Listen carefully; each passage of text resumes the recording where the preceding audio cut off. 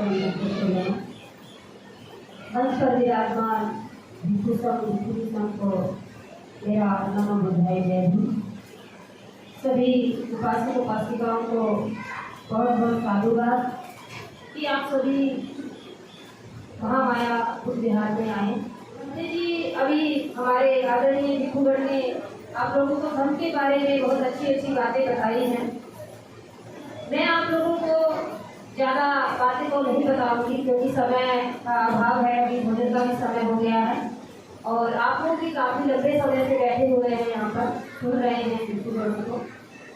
देखिए, हम लोगों को सबसे पहले तो यही जानना है कि बुद्ध के बाद में जो भी बुद्ध ने भिक्षु संघ बनाया और भिक्षुणी संघ बनाया, भिक्षु और भिक्षुणी क्या है, हमें पहले भिक्षु का अर्थ पता होना चाहिए कि भिक्षु है क्या और उपासक और भिक्षु में अंतर क्या है।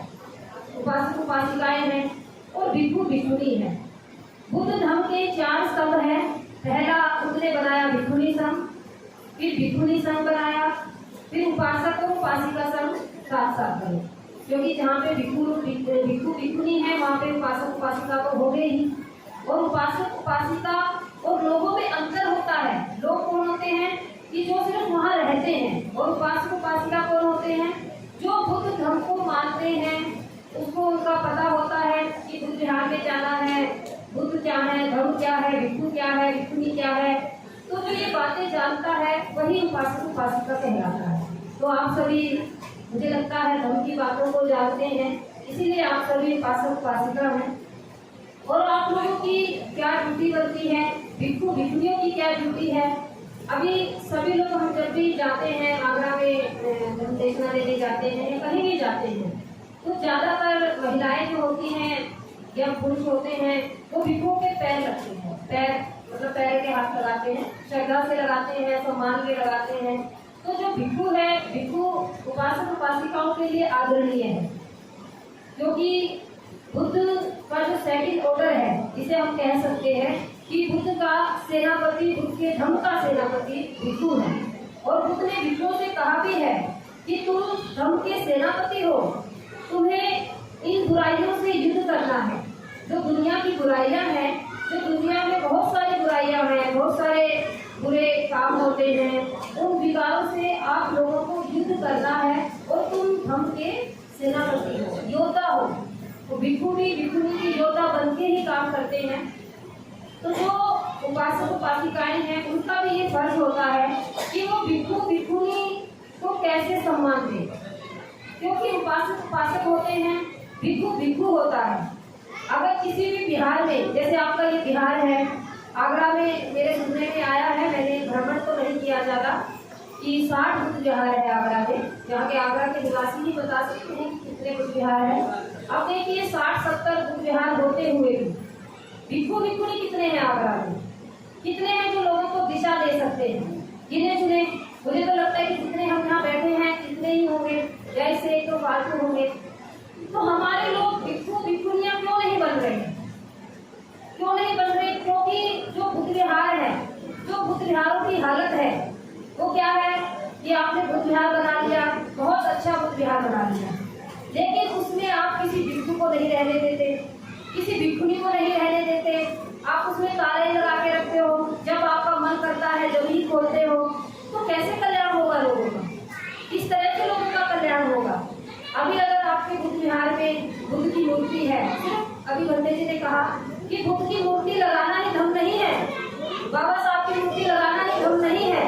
अगर आपके बिहार में बुद्ध की मूर्ति लगी है तो भिक्षु या भिक्षुणी भी अनिवार्य होना चाहिए, और एक योग्य भिक्षु भिक्षुणी हो कि जो आपके नगर को, आपके नगर के बच्चों को, आपके नगर की महिलाओं को, पुरुषों को अच्छा धर्म दे सके, निरंतरता बनी रहे।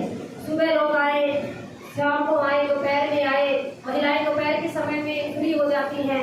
अगर बिहार में भिक्षु या भिक्षुणी है तो महिलाएं इकट्ठी होकर के आए, चलो धंधे जी से धर्म शुरू कराते हैं। जरूरी नहीं कि संडे को ही आना है, जब भी समय मिले।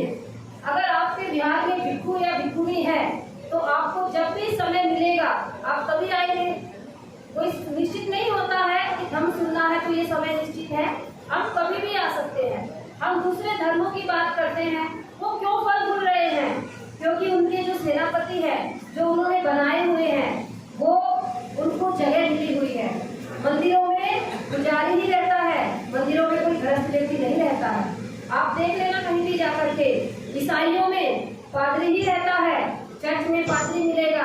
आप मुसलमानों की उसमें जाके देखो, वहाँ पे भी आपको जो पढ़ता है वो उनका कलमा पढ़ता है, कोई कलमा पढ़ता है, वो मौलवी नहीं मिलेगा। तो आप देखिए उनके जो धर्मगुरु हैं उन्होंने निर्धारित किए हुए हैं, और आपके धर्मगुरुओं का कोई कहीं अपमान कर रहा है, कोई कहीं अपमान कर रहा है, कोई कहीं अपमान कर रहा है। ये जीवन ऐसे नहीं लिया जाता। आप अगर ये सोचते हैं भिक्षुओं में कमी निकालना बहुत आसान है, अब यहाँ पे हम इतने भिक्षु बैठे हैं, 8 भिक्षु दुनिया बैठे हैं, आप हमें कितनी भी कमियां निकाल सकते हो, लेकिन जब तन पे जीवन आता है तो सबसे पहला त्याग क्या होता है? कपड़ों का ही त्याग होता है।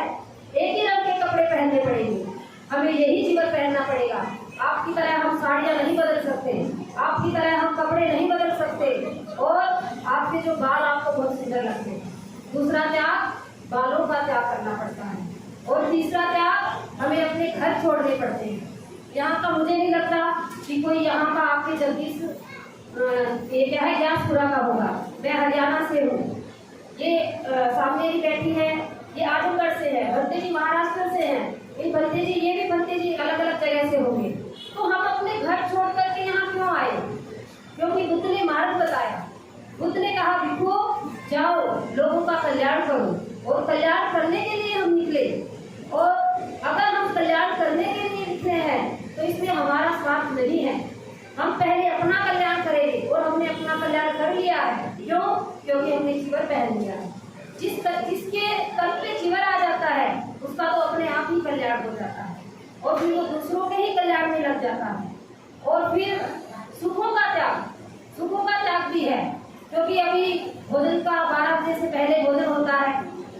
अब 12 बजे के बाद अगर कोई भिक्षु भोजन कर भी ले तो उपासिकाएं चर्चा करने लग जाते हैं, अरे वो कैसा भिक्षु 12 बजे के बाद खा लिया, ऐसे थोड़ा होता है। क्या भिक्षु को भूख नहीं लगती?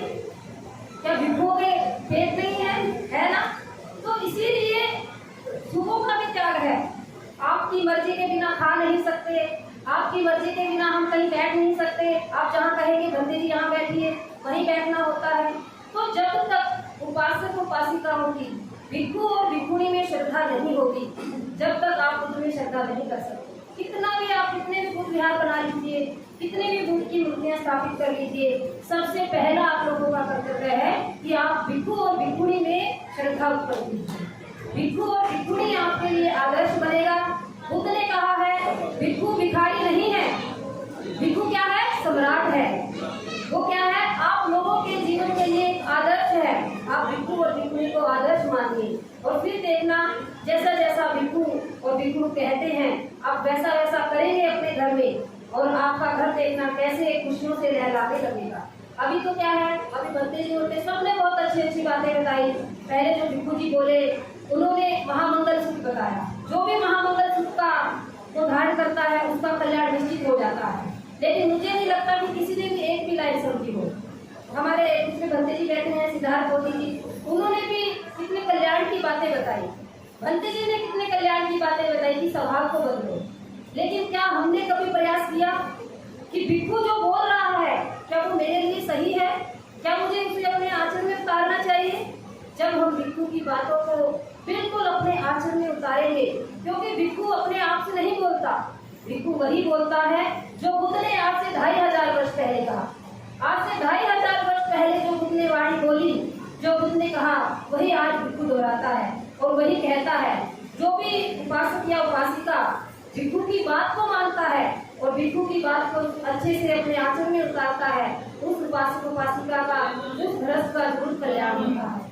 तो ज्यादा समय नहीं है, इन्हीं शब्दों के साथ मैं आपको यही कहूंगी कि जब भी आपके आस पड़ोस में, अभी जैसे वर्षा काल का समय है, आपके आस पड़ोस में कोई भी भिक्षु दिखे, कोई भी भिक्षुणी दिखे, उसको आप आदर पूर्वक अपने घर बुलाएं, भोजन करवाएं और उसकी देशना सुने।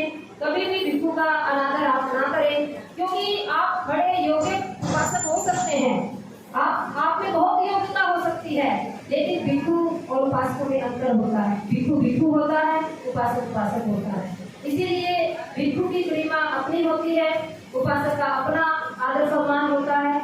इसीलिए आप लोग भिक्षुओं का आदर करें, सम्मान करें, उनको भोजन पे आमंत्रित करें और उनकी देखना करें। सभी का मंगल हो। बहुत बहुत